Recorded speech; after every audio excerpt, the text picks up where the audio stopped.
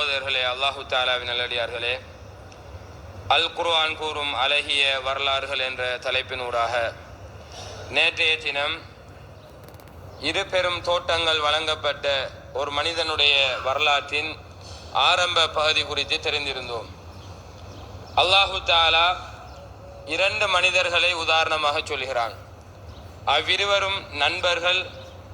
அதில் ஒருவர் அல்லாஹை நம்பி அவனுடைய நியாமத்துகளுக்கு நன்றி செலுத்தக்கூடிய ஒரு ஏழை, மற்றவர் அல்லாஹை மறுத்து அவனுக்கு இணை கற்பித்து அல்லாஹினுடைய நியாமத்துகளுக்கு நன்றி செலுத்தாமல் வாழ்ந்த ஒரு மனிதர். அவனுடைய எண்ணத்தை பொறுத்தேதான். அந்த அடிப்படையில் தொழுவதாக இருந்தாலும் நோன்பு பிடிப்பதாக இருந்தாலும் எண்ணம் என்பது அவசியம்.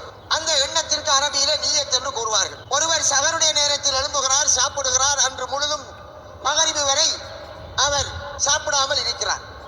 இவருக்கு நோன்புடைய நன்மை கிடைக்குமா? எதுவரை அவர் சகருக்கு அந்த எண்ணம் கொள்ளவில்லையோ அதுவரை அவருக்கு நோன்பு பிடித்ததாக மாட்டார்.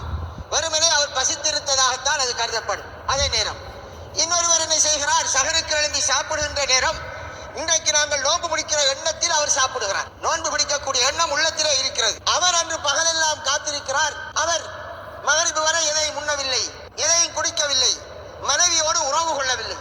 அவருக்கு நோன்புடைய நன்மை கிடைக்குமா? ஆம். இரண்டு பேரும் ஒரு செயல்தான் செய்கிறார்கள்.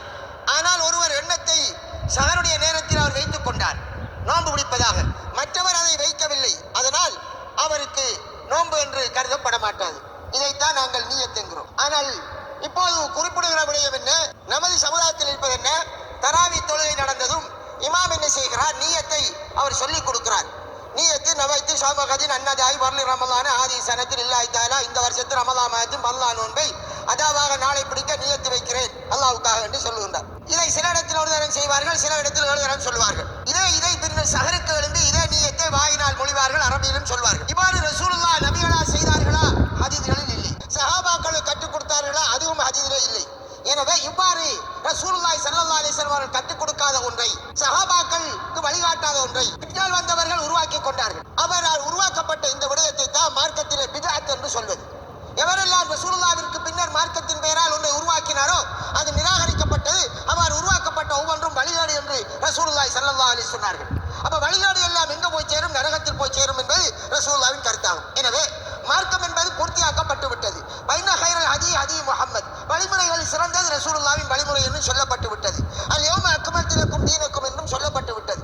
இன்று மார்க்கம் பூர்த்தியாக்கப்பட்டு விட்டது என்று அன்று சொல்லப்பட்டு விட்டது.